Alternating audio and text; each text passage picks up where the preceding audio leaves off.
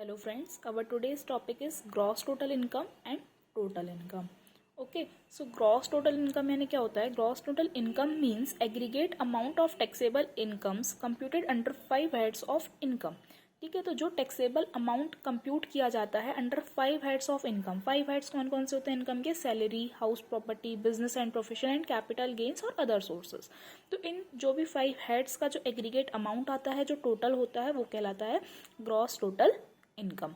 Gross total income consist the income under the following 5 heads. Again हमको 5 heads को explain किया गया है. सैलरीज में आपका क्या इंक्लूड होगा? Cash receipts and perquisites from the employer. Then जो हमारा सेकेंड हेड है वो है income from house property. House property से जो हमको रेंटल इनकम रिसीव होती है वो. Profit and gains of business या प्रोफेशन से जो भी हमको प्रॉफिट गेन होगा वो. Capital gain from transfer of movable and immovable asset. अगर हम मूवेबल या इमूवेबल असेट को ट्रांसफर करते हैं तो उससे जो हमको कैपिटल गेन होता है वो है हमारा फोर्थ हेड. और फिफ्थ हेड है income from other sources like interest, royalty, lottery etcetera. Okay, so aggregate amount of the income computed under the above 5 heads after making adjustment of set off and carry forward of losses. ठीक है, तो जो भी हमारी 5 heads की aggregate amount आएगा उसमें हम एडजस्टमेंट करेंगे set of and carry forward of losses. Suppose हमको इनमें से किसी एक हेड में हमको कुछ लॉस हो रहा है तो उसके रिगार्डिंग हम क्या करेंगे? डिडक्शन लेंगे, तो उसका एडजस्टमेंट करना. सेट ऑफ और कैरी फॉरवर्ड ऑफ लॉसेस को एडजस्ट करने के बाद एंड क्लबिंग ऑफ इनकम. अगर कोई इनकम हमारी इनकम में क्लब होने वाली है तो उसको ऐड करके जो अमाउंट हमारे पास बचेगा वो कहलाएगा ग्रॉस टोटल इनकम यानी कि GTI. For example, N assessee has income from salary, house property and interest rupees 2,78,000, 10,000 and 67,000 respectively during the previous year. In this situation, his gross total income would be computed as under. Okay, income from salary 2,78,000. House property हमने यहाँ पे पूरे 5 head ले लिए. जिस side से हमको income हो रही है सैलरी से, हाउस प्रॉपर्टी से और अदर सोर्सेज से, वो हमने ले ली. और बाकी ये 2 हेड्स जो हमारे हैं वो नील है, उससे हमको कोई इनकम नहीं हो रही है. तो इनका जो एग्रीगेट हुआ वो हो गया हमारा GTI. Okay, in this way aggregate of above 5 heads of income is called gross total income. It is not necessary that every assessee has income from all 5 heads of income. Only those sources yielding income will be considered. जरूरी नहीं है कि आपको पूरे 5 head से ही income हो. जैसे कि अभी हमने एग्जांपल में देखा कि इनको 3 हेड से इनकम हो रही है. ओके, तो जो भी हेड से हमको इनकम होगी हम वो कंसिडर करेंगे, चाहे हमको सिर्फ 1 हेड से हो, चाहे 2 से हो या 4 से हो, 5 से, जितने भी हेड से हमको इनकम रिसीव होगी उनको हम कंसिडर करेंगे. Here income include loss also. अब इनकम में लॉस भी इंक्लूड है. जैसे अभी हमने देखा कि सेट ऑफ और कैरी फॉरवर्ड ऑफ लॉसेस के प्रोविजन हम यहाँ पे अप्लाई करेंगे. ठीक है, तो जैसे यहाँ पे हमने एग्जाम्पल लिया हुआ है. For example, if in the aforesaid example, if assessee has loss from house property ₹10,000. अगर यहाँ पे उसको हाउस प्रॉपर्टी से 10,000 का लॉस होता तो उसकी ग्रॉस टोटल इनकम कितनी होती? तो 2,78,000 सैलरी प्लस 67,000 अदर सोर्सेज की इनकम में से 10,000 का जो लॉस हो रहा है उसको हाउस प्रॉपर्टी से वो माइनस करने के बाद वो हो जाती 3,35,000 instead of ₹3,55,000. Okay, so gross total income मतलब जो भी इनकम के 5 हेड है उसका टोटल अमाउंट, उसमें से एडजस्टमेंट करने के बाद सेट ऑफ और कैरी फॉरवर्ड ऑफ लॉसेस का एडजस्टमेंट और क्लबिंग ऑफ इनकम के प्रोविजन के बाद जो अमाउंट बचेगा वो कहलाएगा gross total income. Okay, then हम आते हैं टोटल इनकम पे. Taxable income of an assessee is called total income. Income tax liability is calculated on such income. जिस इनकम पे आपका टैक्स कैलकुलेट होगा वो कहलाएगी total income. It is computed as पर the provision and rules of income tax के provisions और rules के अकॉर्डिंग ये कैलकुलेट होती है. Okay, in other words, total income means the amount left after making the deductions under section 80C to 80U from gross total income. मतलब जो हमारी gross total income आती है उसमें से हमको 80C to 80U में जो भी डिडक्शंस अवेलेबल हैं, अगर आप एलिजिबल हो उनमें से किसी डिडक्शन के लिए, तो उस डिडक्शन को माइनस करने के बाद जो अमाउंट बचता है वो कहलाता है total income. Okay, the income tax is chargeable on total income at prescribed rates. The whole of the total income is not taxable in the case of an individual and HUF assessee. Okay, तो income tax आपका chargeable होता है prescribed rates पे, total income पे ही charge होता है.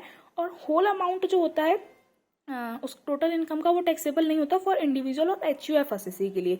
उनके लिए अभी भी अप टू ₹2.5 लाख तक का एग्जेम्पशन लिमिट प्रोवाइड की हुई है। इतनी इनकम तक उनको टैक्स नहीं देना होता। अगर इनकम 2.5 लाख से एक्सीड करती है तब उनको उस पर टैक्स, एक्सीड अमाउंट पे टैक्स उनको पे करना होता है। Okay, if the total income is more than ₹2.5 lakh then the excess amount will be taxable. Total income of the company और partnership firm is wholly taxable. ये सिर्फ एग्जेम्पशन लिमिट किसके लिए है? इंडिविजुअल एंड HUF एसएससी के लिए है। बाकी जो कंपनी है, पार्टनरशिप फर्म है, उनकी जितनी भी इनकम होती है वो टोटली आपकी फुल अमाउंट जो रहता है होली टैक्सेबल होता है।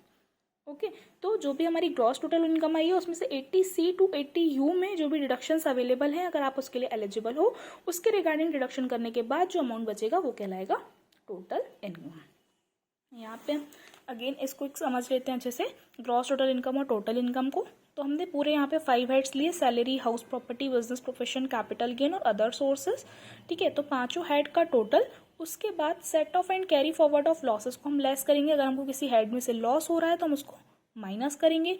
अगर कोई इनकम हमारे इनकम में क्लब्ड होनी है, यानी कि ऐड होनी है, किसी अदर पर्सन की इनकम क्लब होनी है हमारी इनकम में, तो उसको हम यहाँ पे ऐड कर लेंगे, तो हमारी आ जाएगी ग्रॉस टोटल इनकम। और जब हम इस ग्रॉस टोटल इनकम में से डिडक्शंस जो हमको प्रोवाइड किए हुए हैं 80C to 80U में, उस डिडक्शन को जब हम माइनस करेंगे तो जो हमारे पास अमाउंट आएगा वो होगा हमारी total income.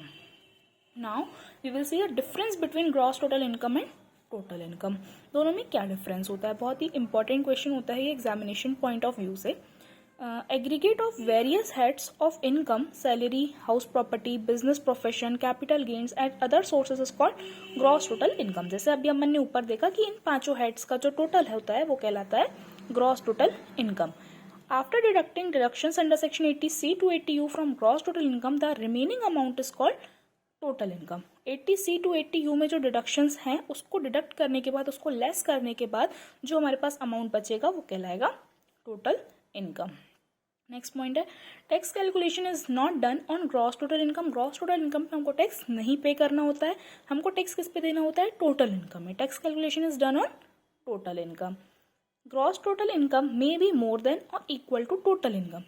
Okay, gross total income जो होगी या तो टोटल इनकम से ज़्यादा होगी या फिर इक्वल होगी। अगर आप डिडक्शंस के लिए एलिजिबल नहीं हो तो इक्वल होगी, नहीं तो वो ज़्यादा होगी अगर आप डिडक्शंस के लिए एलिजिबल हो तो। और total income can be less than और equal to gross total income. Total income less than कम हो सकती है क्योंकि हम यहाँ पे डिडक्शन जब माइनस करेंगे तो ऑब्वियसली वो कम होगी। और अगर हम डिडक्शंस के लिए एलिजिबल नहीं है तो इक्वल होगी, तो लेस देन हो सकती है या इक्वल हो सकती है। ठीक है, टोटल इनकम। फिर आता है rounding off procedure does not apply. Gross total income को हम राउंड ऑफ नहीं करते हैं। और total income shall be rounded off to the nearest multiple of 10 rupees. जो टोटल इनकम होती है उसको हम राउंड ऑफ करते हैं नियरेस्ट मल्टीपल ऑफ 10। इसका हम नीचे एक एग्जाम्पल ले लेते हैं। The total income as computed above shall be rounded off to the nearest multiple of 10 rupees. For example, if the total income is 5,46,854, it shall be rounded off to the 5,46,850, क्योंकि यहाँ पे क्या है 54 है तो इसको हम राउंड ऑफ कर सकते हैं 850 में।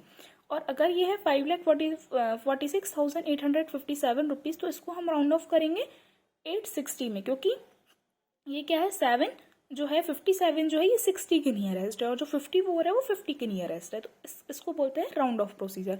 तो ग्रॉस टोटल में हम राउंड ऑफ नहीं करते हैं। ग्रॉस टोटल इनकम को जो भी रहती है हम उसको एज इट इज लेते हैं और टोटल इनकम को हम नियरेस्ट मल्टीपल ऑफ 10 में उसको राउंड ऑफ करते हैं। Due to exemption agriculture income shall not be included in gross total income.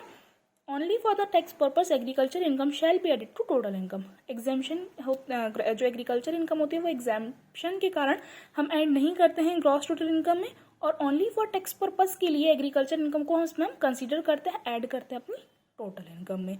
So I hope कि जो आज का हमारा टॉपिक था ग्रॉस टोटल इनकम और टोटल इनकम के रिगार्डिंग आपको बहुत अच्छे से क्लियर हो गया होगा। Thanks for watching.